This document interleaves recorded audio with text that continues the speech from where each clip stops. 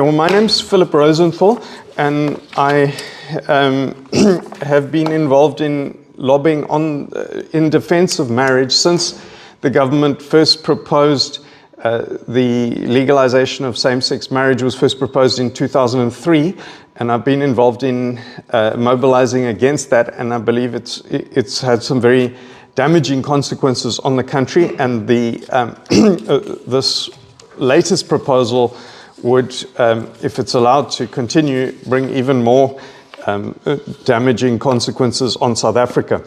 But I'm not just looking to give information. What I would like us to do together is to strategize around the public hearings which are coming up on next week on Wednesday in Cape Town, and which would be in Khayelitsha, and then Worcester on Tuesday. And they're having public hearings which are from 10 o'clock to 3 o'clock, and they would divide up the time, so they give each person a short time to have a say, and then we can speak into that.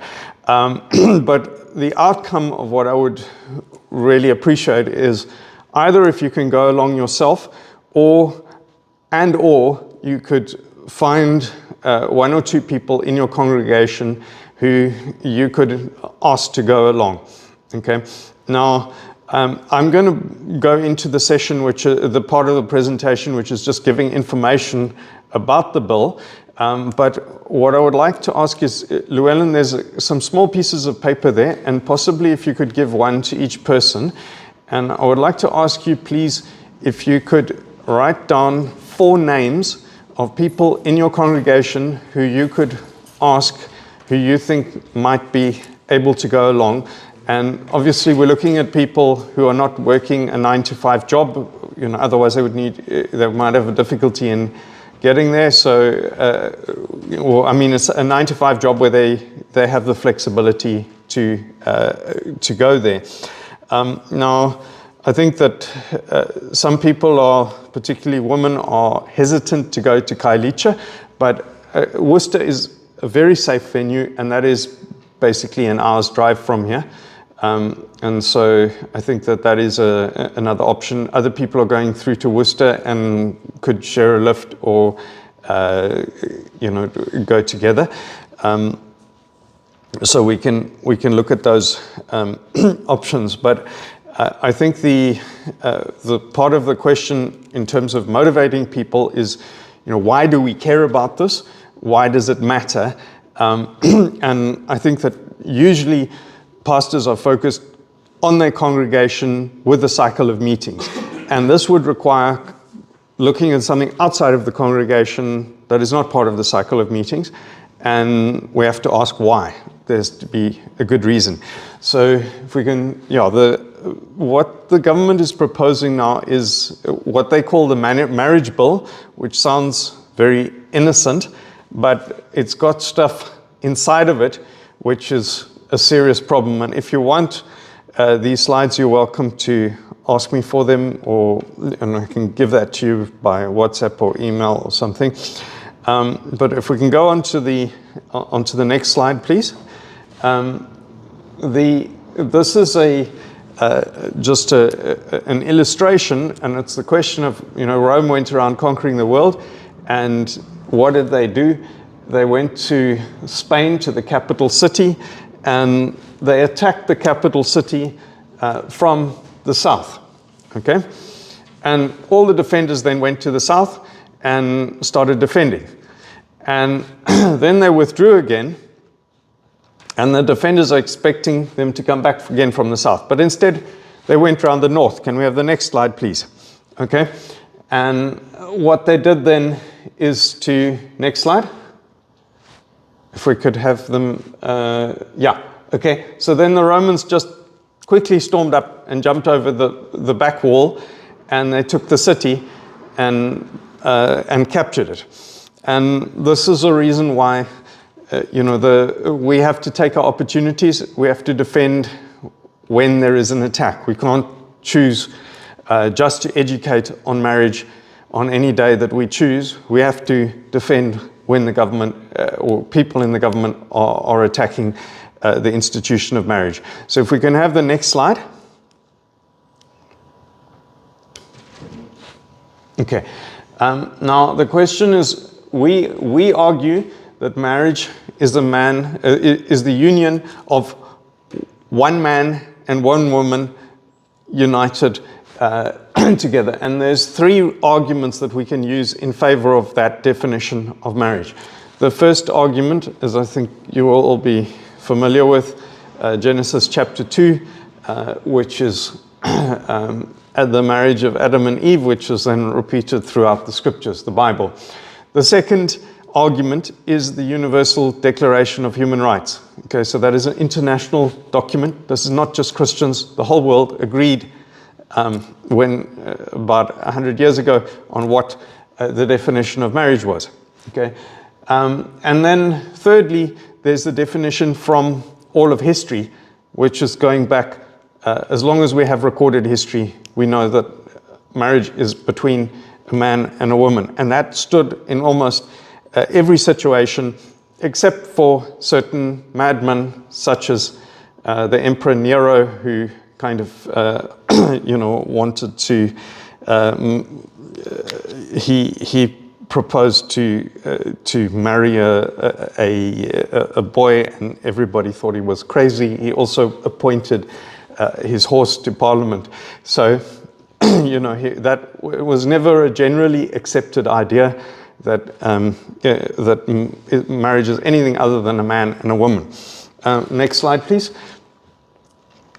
Now, we have at the moment in South Africa 3 different laws on marriage. The one law is the Marriage Act. That is almost certainly, if you are married, you will be married in terms of that Marriage Act. Then there is customary marriage, which is like if you happen to be married in a tribal area under tribal customary law, and that tribal customary law provides for polygamous marriage. But less and less people every year are choosing that option of marriage. Most people are going for the first option of marriage. So it's losing popularity, and probably it would be phased out eventually. Then the third category of so-called marriage is fake so-called same-sex marriage, which was legalized in 2006, which we fought hard against. Now, just recently, there's been a Crown Court ruling on the subject of Muslim divorces, and the whole argument was that if Muslims have a polygamous marriage and then a child is, and then somebody dies, the man dies, then can that child inherit? Okay, and so then they made a ruling to say yes, that child must be able to inherit. Okay, but now the Crown Court ordered that they must now amend the Marriage Act in order to accommodate that decision, or at least the Divorce Act.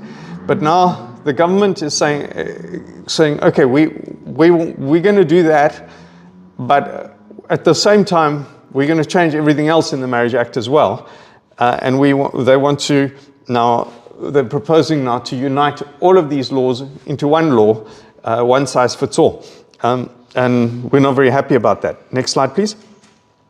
So they put forward 3 proposals. The one was the Unitary Marriage Act, which is the worst option, which is what is on the table right now and we're responding to. The second option was called an Omnibus Act, which has many chapters, and it would like have one option for monogamous Christian marriage, second option for maybe polygamous marriage, third option same-sex marriage, fourth option, if I want to have Muslim marriage, whatever. Okay. Then the third option is the one that we've got existing. Now, the existing thing is not ideal, but it's a whole lot better than trying to lump them together into the same thing. So, next slide, please. What they are proposing is to put so-called same-sex marriage in the same category as real marriage. Now, at the moment, if somebody wants to do a same-sex marriage, they are married in terms of a different act. So you can always see that it's a same-sex marriage because it's on a different register under a different act. And you as a pastor do not have to do any same-sex marriages because you're only registered in terms of the General Marriage Act. And so that doesn't affect you. So a same-sex couple cannot approach you and ask you to marry them because you say, well, legally I'm not allowed to because I'm not registered in terms of that act. Okay, so that's your simplest defense. Okay, then the second change that they want to make is to allow any marriage to become polygamous. Okay, so then you marry a man in your church and he promises to be faithful to that one wife, but now, you know, he can come with crossed fingers and say, oh, okay, well, here's my girlfriend, I'll make her my second wife, right? And that is, to me, it's amazing that the government, which is talking so much about women's rights, would even propose this. But crazy thing is that, you know, the feminists seem to be okay with this so far. And that is, to me, crazy. In fact, the feminists seem to want to go further than that they were proposing a more radical idea that they want the woman to marry multiple men. Okay? And we fought that idea, and thankfully they withdrew that idea. But it's, you know, this is the craziness. Okay, so next slide, please. Sorry. Yeah? That polygamous marriage, is pastors obligated to do those also? Or that when it comes in, or is it the same as same-sex marriage? I'll get to the question of conscientious objection a little bit further, and then if I haven't properly answered your question, then I will, you know, then you can raise the question again. Okay, so next slide, please. Okay, so the impacts of the bill is that any man can take a second wife. There's religious freedom risks, and there are moral confusion risks. So, for example, if children are being taught about marriage in school, well, what sort of marriage is that? Are they also going to then be taught about marriage between two men or whatever? So then the next slide, please. Okay, this is the marriage officer risk. So this is the part that now affects you. Now, the thing is that this bill initially didn't have any protection for pastors whatsoever a year and a half ago. And we complained like anything, and they put in one line which now protects pastors, pastors shouldn't be allowed to do anything it shouldn't be forced to do anything against their conscience.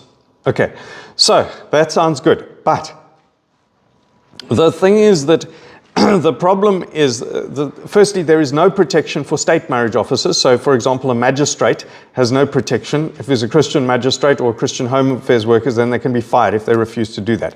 And in fact, in 2006, at our request, they put in exactly the same clause into the civil union bill to protect state marriage officers. And then in year 2020, they took it out. Okay? Right, because then because these radicals are always pushing one step further, and so then they just push as far as they can get, and then they want to do another step. So the thing is that they could just as easily take out this clause at a later stage, and then you've got no protection.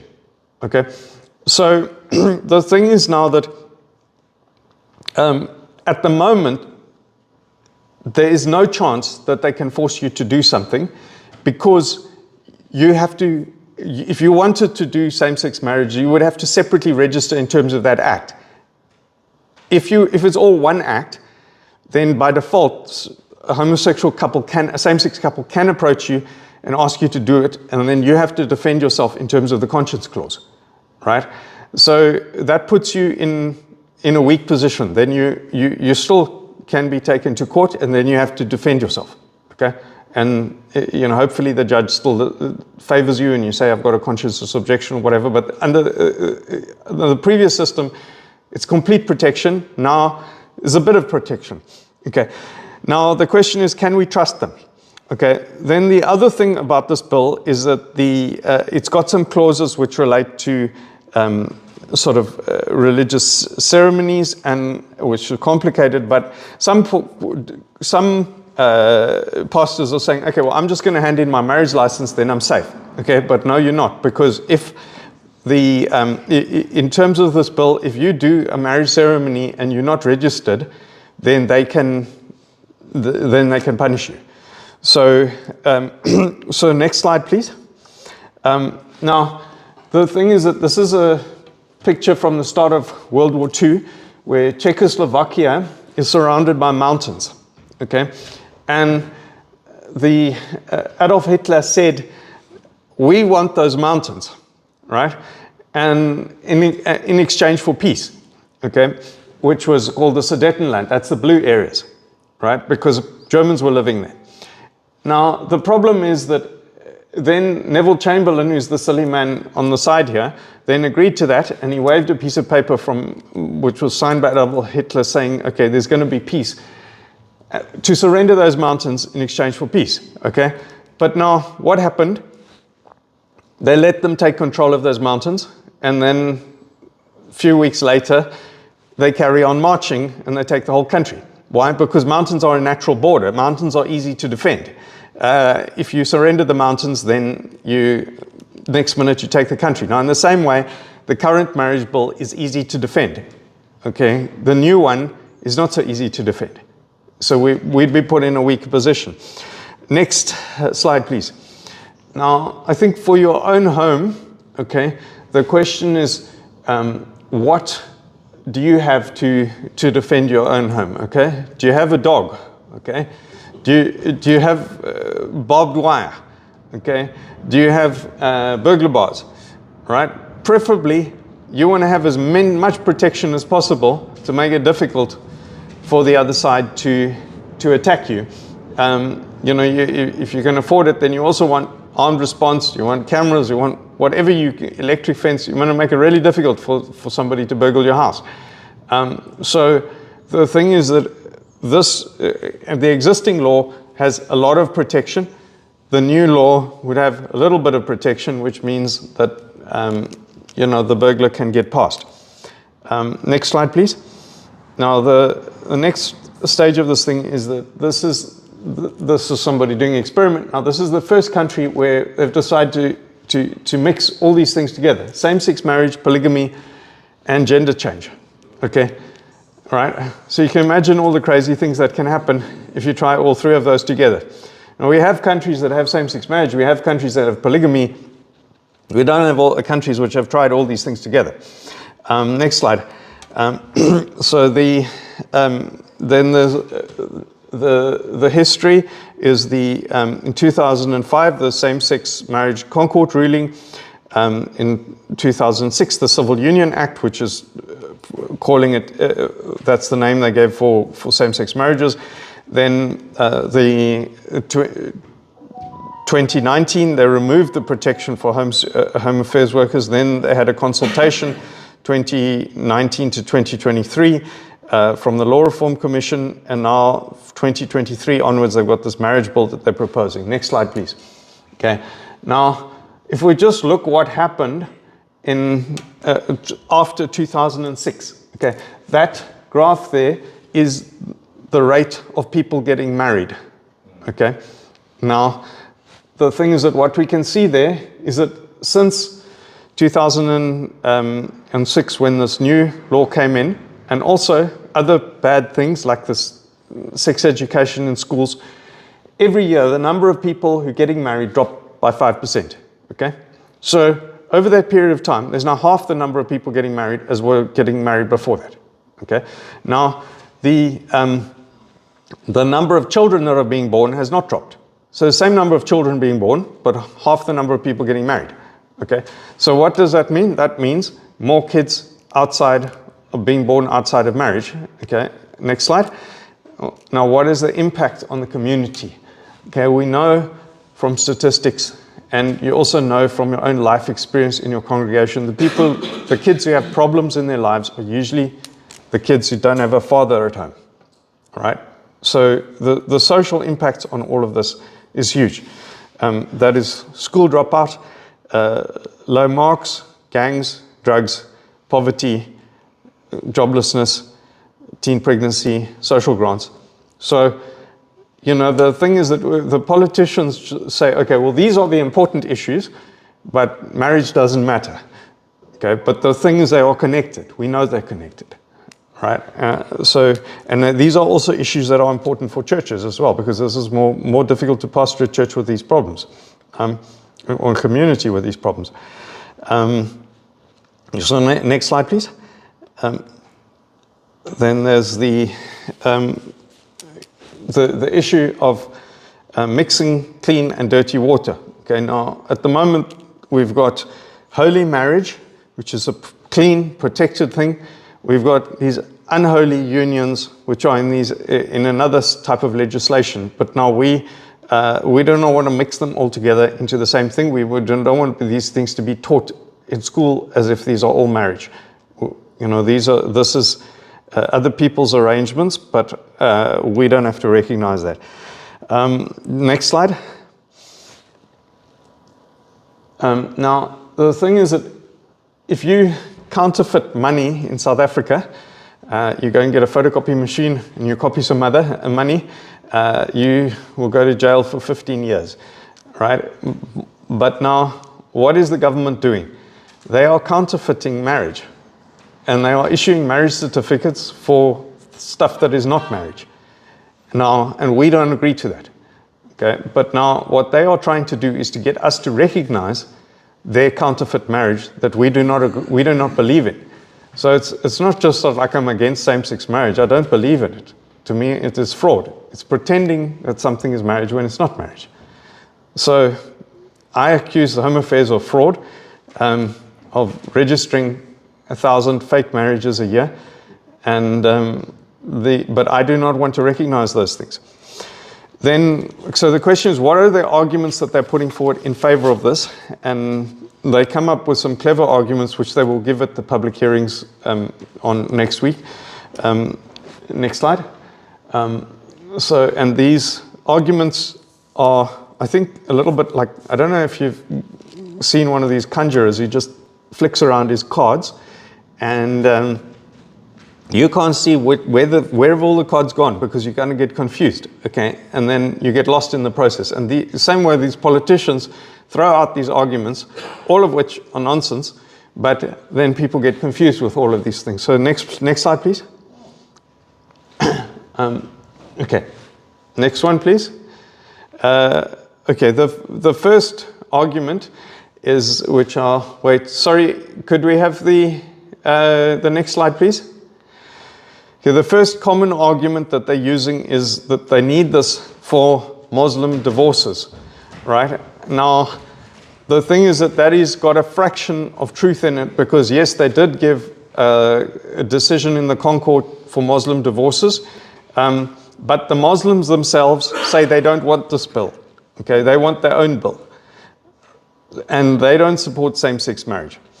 So the next argument is, so that's bait and switch. Okay, now have you ever seen a shop that advertises special, half price? Then you arrive at that shop and it's all sold out, but then you can buy the full price one there. Okay, now that's called bait and switch. Okay, and it's cheating and it's illegal, but people do it nevertheless. So what these people are doing is that the government is doing bait and switch. They're saying, okay, we're holding out Muslim divorces, but then we're going to offer something different. So the next argument is this is in the Constitution. Okay, but now that argument is very weak, because they're reading all of this into two words in the Constitution, which is sexual orientation. And those two words were put into the Constitution by these two gentlemen that you see here, Albie Sachs and Kader Asmal, who agreed to do that while the two of them were meeting in Kader Asmal's kitchen in Dublin. Okay, and I've had that from both of them, right? Okay, and they were the intellectual leaders in the ruling political party at the time. But they did not consult us about that decision. Okay, we protested strongly against it at the time, And we don't want those words in the Constitution, but even if those words are in the Constitution, it doesn't mean that they need to interpret it to have all this, change the whole marriage regime. So then the next argument is that, next slide please, that you cannot bias Christianity and you cannot bias monogamy. Okay, but that is a false argument because India has only got 1 in 50 people who are Christians, and in 1955 they said there's only going to be one man, one woman marriage. They'd had polygamous marriage for thousands of years, and they shifted to say, well, for Hindus and for Christians, which is the majority of the country, then it's going to be monogamy, because monogamy is better for families, better for women, okay, better for everybody.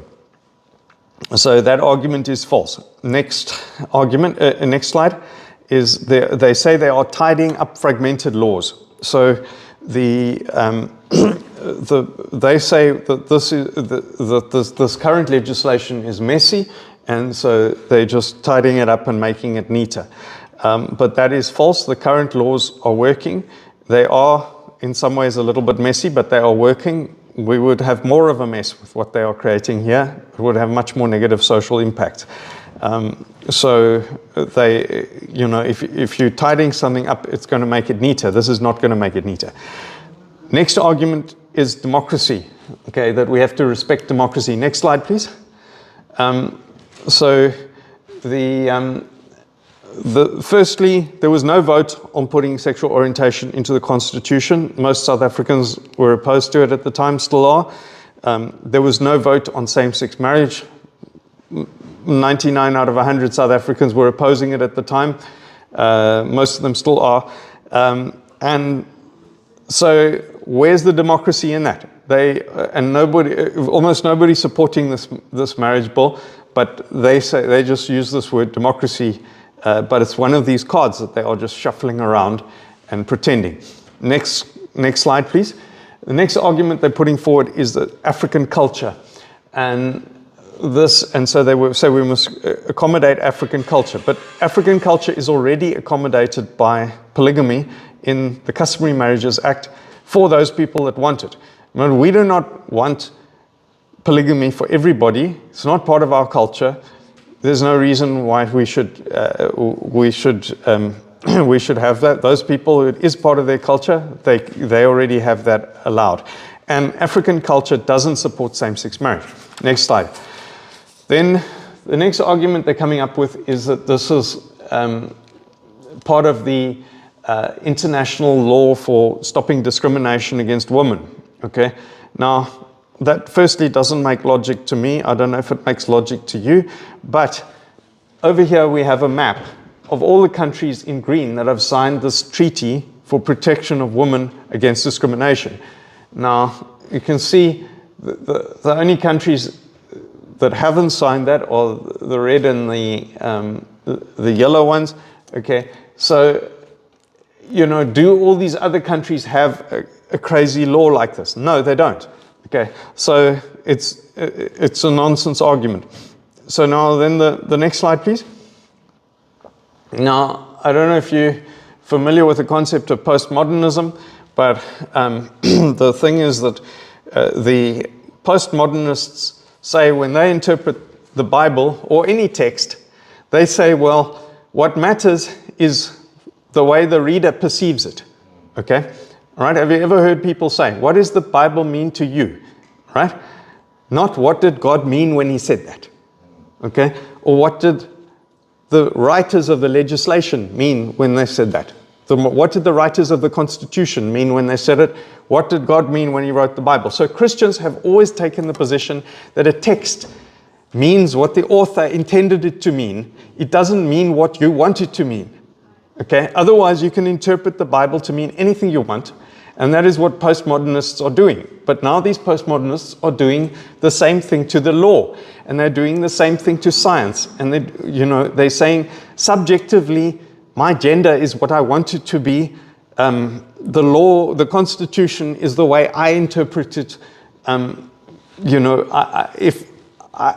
if I don't want an unborn child to exist, then I can imagine that unborn child is not there, okay? And that is a nonsense worldview. And in some ways, it is the same as making idols, because you are inventing something and then worshipping what you have invented, right? And so we have to stand against this. Next slide, please. What we need is a constitutional amendment to fix the Constitution, to say that marriage is between a man and a woman only, which some other countries have, and we delete the sexual orientation thing, and we put back in humble submission to Almighty God. So that is the long-term solution. Next slide, please. Just some encouragement is we had a recent victory at Northwest University where, sorry, next slide, please. This guy was, Sean Christie was expelled from the university for speaking up against LGBT, and the Christians spoke up and complained, and thankfully we won that one. He was reinstated. He's now finished his law degree. So we can beat these guys, right? Next slide, please. Our opportunity is next week, Wednesday, the 29th in Khayelitsha, or Tuesday, the 28th. And what I would like to ask you, please, is if you've got that piece of paper, if you could write down 4 people in your congregation who you could ask to go along to that. Don't expect that all 4 will go, but if you ask them, then maybe 1 or 2 would go along. And I just found, for example, if you are at a dinner table and you ask,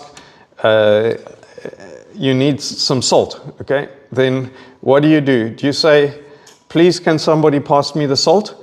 Okay, then what's your chance of getting salt? Okay, not so much, right? Because then everybody else thinks, well, somebody else will pass the salt, okay? Whereas if you say, John, can you pass me the salt? Then that person will usually pass you the salt. So the thing is to think of somebody who is appropriate, who is confident in speaking, or maybe has time available in the week. This is an opportunity. Women can also go along to this who are, if they are not. It doesn't have to be a man who goes along, but it has to be somebody who's got the time to go along. And if you could think of 4 people to advise, then that would be really helpful.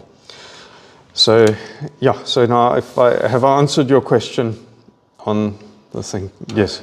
Can I ask a question? Yes.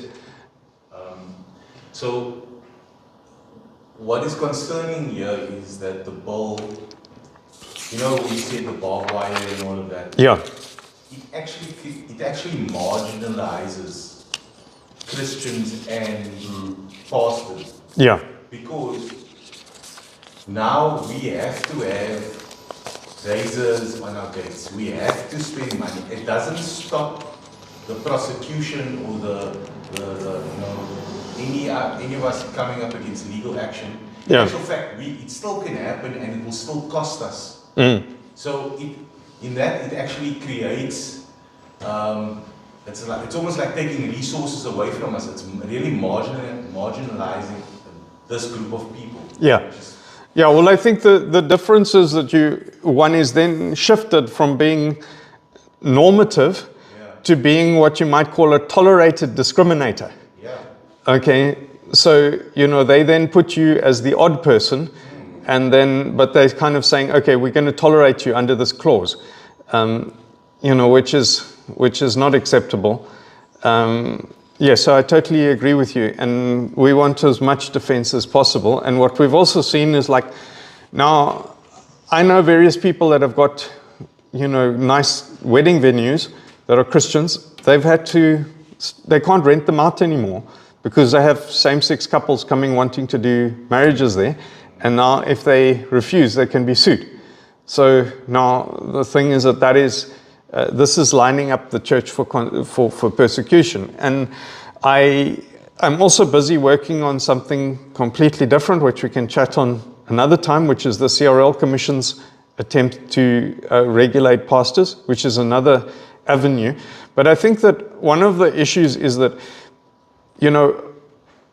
we've had 2,000 years of church history. And during that time, we've only had freedom for about 100 years, okay, for where churches can do things without interference from the state or from the courts or people suing them, okay? And that holiday may be coming to an end. And one may be going back to the situation where pastors are in court, okay? I mean, I don't know who likes the devotional books of Andrew Murray. Does anybody like them? Okay? You know, but he spent at least 2 years of his life fighting court case, okay? So that we could have the freedom now. And we have to fight for our generation and the next generation so we don't have these problems coming back again. And we've already had that freedom taken away for state marriage officers and home affairs workers. So we don't want them pushing any closer. And look, I have to say for myself, I was, how did I get into this? I got into this when I was I was evangelizing on UCT campus. And one day we published a pamphlet which consisted mostly of Bible verses, which was to evangelize homosexual people. And then the university banned this pamphlet, okay? And at that point we realized, no, we can't just allow the unbelievers to control the university government. We have to get our people in there so that they can have a say and put a stop to this muzzling of the gospel. Now, the good news is that we went and published that pamphlet anyway, and we then handed it out and said, do you want to read what the Bible verses that the university banned? And everybody wanted to read those Bible verses. So anyway, but then that was a wake-up call. And I would give you the same motivation that we need to speak up. We can't let them carry on with this. Question. I see this as an uphill battle, right? Again, coalition control. Because I see how this government has allowed so many things to become normalized, all the wrong stuff. You watch it on TV, every program, every movie, you know, and yeah, they wanted to normalize this sort of thing. Yeah. And so I see even amongst the young children when they come from school, how they open in holding hands. So at first, you know, they used to be mocked. Now again, it's like something that they, normal, or they want to explore. So there is this mindset, it's all fine. So I know it's good to be at I call it a road show. I think the government only does this in order to safeguard themselves, saying that we had these public hearings. Now my question is, you've been around, you've been to these meetings, there were other topics that you thought of. What is their response at the end of the day? Okay, well, look, I think that is a good question, is an important question. And one of the positive bits of news is, look, when the government goes through several cycles of consultation, one of which is what they're doing at the moment, we chip away at their proposals at every stage of those consultations. And usually what happens is that they change it a bit for the next version, okay? So on the positive side, on this bill, firstly, they've added in this clause for protection of pastors, which they didn't have before, which they didn't have in 2023.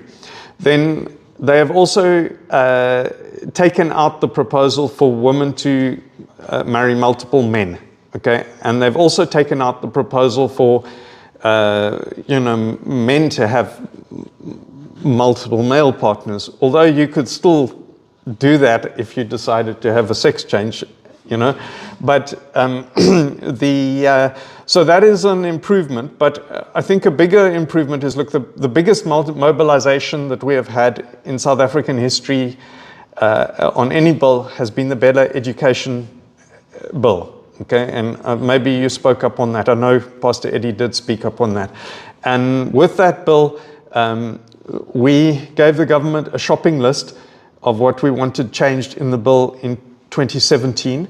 And out of that shopping list, by the time they finally passed it, they had agreed to 3/4 of our shopping list. Okay, so that is, to me, a victory. And A lot of people thought, okay, they passed it, so we lost. But if we say, well, the final bill incorporated 3/4 of what we asked for, then I say we won. And we're not going to stop fighting. We have to keep fighting. So I think that was very encouraging. In that instance, the homeschoolers played a key role. And in the Western Cape, the homeschoolers really flooded the public meetings. We dominated the public meetings. So and I would like to ask you, if you can get the people if you can ask 4 people from your congregation, maybe 2 of them go along, then, and I'm also asking lots of other people to go along, then, we can get a good contingent out there. I was really impressed with the spy bill, that the Al-Jamaa, which was the Muslim party, they got 30 people to that spy bill hearings that was in Athlone. And I thought, we need to up our game. So they each took a turn to say things for 3 minutes. And look, that spy bill is another bill which is a good news example, okay? Because the thing is that the government was proposing that they need to vet pastors before you can be a pastor, okay? Right? To make sure that you're not like a threat to national security, okay? Now, I think their excuse is that there are some religious leaders who are like promoting terrorism and stuff like that. But, we said, look, that's nonsense. If somebody is under suspicion, then you can go and send your spies to go and investigate them, but you're not going to investigate every pastor, So they agreed to that. They changed that. So that was a victory. Now you wouldn't like it if we had all these people, and they had that under the apartheid situation. The apartheid security police was spying. Literally, they had spies in the Bible colleges. They were spying on everybody. They had a file on everybody, to just check what you were doing. We don't want that back again. So we have had these victories.